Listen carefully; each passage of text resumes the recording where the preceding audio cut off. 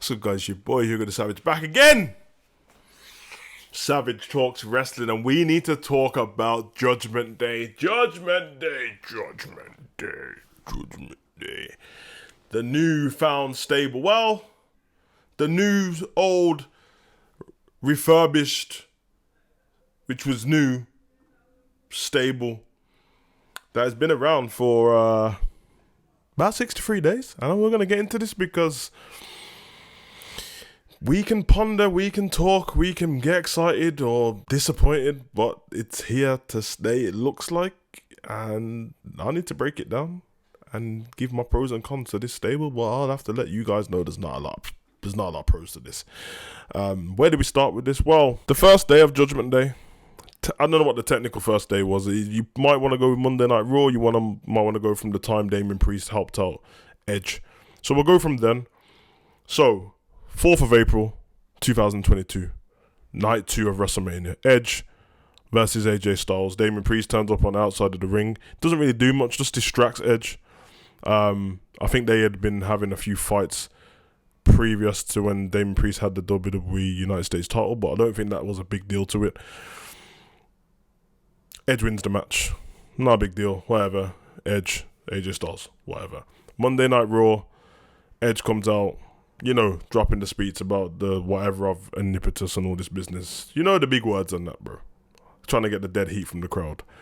Damian Priest joins him and says that he's joining this new faction. Now, I think at the time, I don't remember them having the name, the Judgment Day. In fact, I think the first time I picked up on the name was only about 3 weeks ago, which tells you how such of a short space of time this group has come along. So, Sunday the 4th of April, WrestleMania 38, new faction, Judgment Day. Didn't have a name yet, but that's the faction. You go forward one whole month, maybe a month and 2 days maybe, the 8th of May, 2022, WrestleMania Backlash. The WrestleMania Backlash that none of us wanted, that they should have just called Backlash, and it was pretty much WrestleMania, but like one night and loads of rematches. Basically, the WrestleMania Revenge Tour, we got that. Now, in this match, in the rematch between AJ and Edge, we get this masked figure, a hooded figure, look like a member of Retribution. Michael Cole does the, who is it? Big man. The person's got Rhea's leggings on, Rhea's boots on, and is the same height as Rhea Ripley. And to try and cover up, they said, who is he? Clearly it was Rhea Ripley. Rhea Ripley comes, she does the stupid laugh, and her and Edge do this awkward stance in the ring where they laugh until the cameras go off. When them game shows, when people are clapping and they're like, it was weird. She's the newest member of the Judgment Day. Now we fast forward to the 6th of June. Bear in mind, the 6th of June is this week, Monday Night Raw, coming off the back of WWE Hell in a Cell. WWE Hell in a Cell, we had a 6-man smoz. I don't want to be disrespectful. There was females in there. It was a mixed match, tag team match. Between the Judgment Day, Liv Morgan, Finn Balor and AJ Styles. They kept pretending to do this weird club thing where everyone keeps trying to push. Listen, the Bullet Club was never in WWE. Just calm it down. And Edge and all that won the match. That's not important. But when the match finished, you guys see on my live streams that it looked like something was going to happen. Now, all throughout the night, people were talking about Bray Wyatt and all this business. I'm like, Bray Wyatt's not going to sink down to this level of... It doesn't make sense. Unless he runs the group, Wyatt family piss on this group. Simple. You know what I'm saying? But there was a shot at the end where Liv and AJ didn't seem to be in the ring anymore. Finn Balor was just on the floor and they were just looking at him. They've had this countdown going on for the newest member of Judgment Day. I haven't paid attention to Raw as much, to be honest, because it's been terrible. Flash forward to Raw the night after. Countdown finishes. We're going to introduce our newest member. Finn Balor's music hits. He comes out. At first you're a little bit confused. Is he going to attack him? Is he going to join him? Whatever. He's going to join him. He cuts a little terrible... It was a terrible promo. And then Damien takes the mic and says, all we need to do is shed this last part of our skin, I think, something like that, what's made the weakest link of the group. Now, at this point, I'm like, he's not going to punch Rhea in the face, is he? But I didn't expect him to hit Edge either. He hits Edge, they attack him, and seemingly Finn Balor is the newest member of the Judgment Day. The leader, maybe, because they're not going to make Damian Priest the leader. Now, it doesn't make much sense because there's a load of kerfuffle. Now, we already know about WWE. They like to make us forget stuff. Because Finn Balor and Priest were fighting each other back to back, week after week after week with this United States title. all of that business. Rhea was just in something with Liv Morgan not so long ago. You might be saying, what's the big deal? Finn needed something to do, he's heel now, whatever. Well, first of all, they should have kept him the state he was when he left NXT, because if you want to take a look at Finn Balor's career in WWE, the last couple of years, it's been quite simple. He lost to The Fiend, they wrote him off TV, he didn't come back. He went to NXT, he reinvented himself a little bit. Kind of took the Prince Devitt character from New Japan, but spiced it up a little bit. Wasn't smiling as much. Perfect Finn for me. For me, that's the best Finn they've had in the WWE. That one, and obviously the Demon. Because he was a bit of a tweener. Now, he ended up doing all this friendship thing with Kyle O'Reilly and stuff, and then Adam Cole turned on more of that business. Comes back to the main roster, and he's smiley thin again. Very smiley, just the same.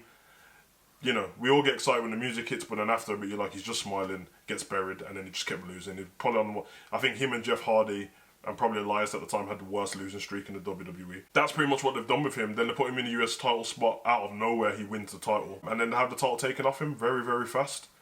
In fact, I'm pretty sure he won the title and didn't win a match while he had that title, and then he lost it.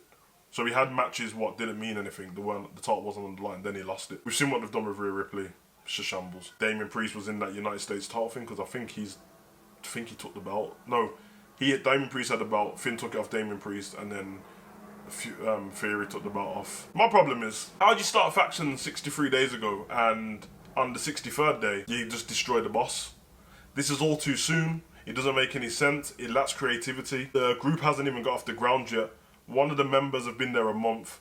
One of the members have been there 5 weeks or 6 weeks. I think it's very weird.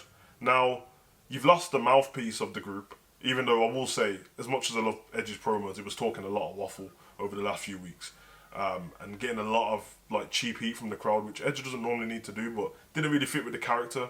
He's supposed to be a dark, brutish type character, but he's like dissing people's baseball teams and all that.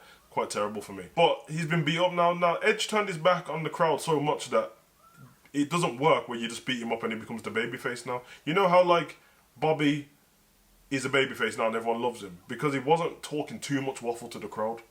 So everyone felt sorry for him when he got turned on. No one feels sorry for Edge. They made Edge do the whole... He changed his whole get-up. He changed the movie. He changed his entrance. Did I say his movie? His music. Changed his hair. Now, I don't look at rumours and stuff in WWE. I don't care for them at all. Don't send me any. I don't want to know. To me, it's just like a spoiler in a movie. Because that's what it is. It's scripted TV. So I expect the same kind of continuity in WWE as I get in a TV program. A high-level TV program. In fact, the longest episodic TV program of all time, Monday Night Raw. Only thing I can think of is Edge getting ready for a movie. Maybe. Because to cut his hair and do all of this and then just bounce, it doesn't make much sense. Did they change it on the fly because Cody was out? Is the plan to make Edge the babyface going forward because Cody's going to be off TV? I don't know how the fans are going to receive it. It's kind of hard to get everyone back on side. So it's all a bit up in the air for me, but it doesn't make much sense, and I don't have much confidence in this group. I didn't have confidence in it before. You see me on the live stream. I said I'm going to give it a chance, but now Edge is gone. Clearly, the facts show that nobody wanted to hear from Priest and Rhea before. Not saying they're not great wrestlers. I think Rhea actually got misused a lot. Damian Priest was excellent in NXT, but nobody wants to hear from them on the mic. Sadly for Rhea, I think it might be due to the Australian accent. People they're funny about accents for some reason. Finn Balor, I love the guy. He's one of my favourite wrestlers. I've seen him be a leader of a group before. It was a little bit different. He didn't have to talk as much. He's going to have to now. I would propose that they go down the route of reality. I would propose that when he cuts his proper promo and why he destroyed Edge, considering he was fighting him the night before with AJ on his side. Where AJ lived, by the way. But anyway. And I would say, I would turn on the crowd. I would say that I was the first WWE Universal Champion. When I got injured, nobody cared about me. But I never got my title back. He got a title shot like 2 years after, which was, pointless. In fact, the title shot was against Roman last year. I would say that when I went to NXT, no one cared about me. When The Fiend beat me, no one cared about me. So now I'm out on my own and all this business, They're going to talk the dark jargon and stuff like that. But for me, this faction is kind of on borrowed time already. And the fans wasn't 100% behind it. I would say that unless they do something great within the next 2 weeks, by week 5, 6, Boring, boring. We want tables. CM Punk, CM Punk. We want Wyatt. I'm telling you, the chants are coming back, man. And I'm just gonna say to WWE Universe and to the wrestling fans out there, stop gassing yourself up over rumors, because when you get let down by them, well, you let yourself down. If WWE didn't tell you that Bray was coming back, then don't be disappointed that Bray didn't come back. If Bray didn't say he was coming back, don't be disappointed that Bray didn't come back. Let it run its flow, you know what I mean? Let it run its course and see what happens. I'm sticking to what I said with I'm going to give this group a chance, but it's a bit weird. And there's no soup. Without being rude, and like I said, it's my son's favourite wrestler, it's one of my favourite wrestlers, but with their current state of what they've been doing, there's no superstars in this group. Dare I say it, it would have made more sense for Seth Rollins to join this group. You let me know what you think in the comment section. Am I talking waffle? Am I being disrespectful? I don't think I am. But judging off all the facts I just give you, 63 days. And within that time, the group has been made, got 2 members, and the head guy of the group has been taken out already. I can cut down into, let's how many, we've been talking 30 minutes. Give me 1 minute to let you know the way they should have gone if this is what they're going to go. Pretty simple. A few moments later. Everything what's happened up until Monday Night Raw. The countdown and everything like that. Finn comes out. Now, the problem is Finn should have turned the night before. He should have screwed AJ or something in the match or walked off.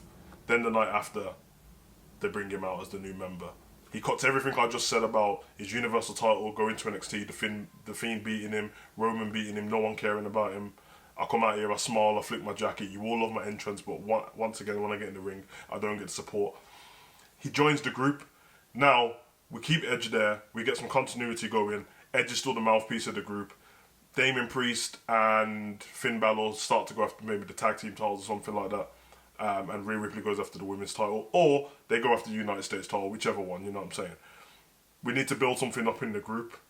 To the point where Finn starts to Edge to wanting to be the leader of the group. He doesn't want to take instructions from Edge anymore.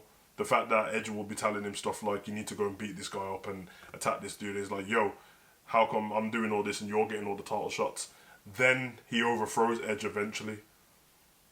Just doing it off the bat, there's none of us are invested in this group. So apart from the one little surprise that Damien Priest hit Edge, he went away pretty fast. For them to do this now, Edge has to be, which is awkward because Cody went on the same day. He has to be written off TV. He has to be. And I'm on about months. Because trying to bring him back next week, being the babyface and all this business, wanting the fans to help him and trying to get somebody to help him fight the Judgment Day 2.0. They're not going to get AJ and Liv to help him, because that wouldn't make sense. Is he going to go and get Beth Phoenix so him and Beth can fight Judgment Day in a handicap match? No one cares about that either. He needs to be written off TV for this to have some impact. And let Finn run the group. And let's see what happens down there. And then maybe we'll probably get Demon Balor out of this at some point. I've been your boy Vic Savage. Comment, like, subscribe, and share. Run.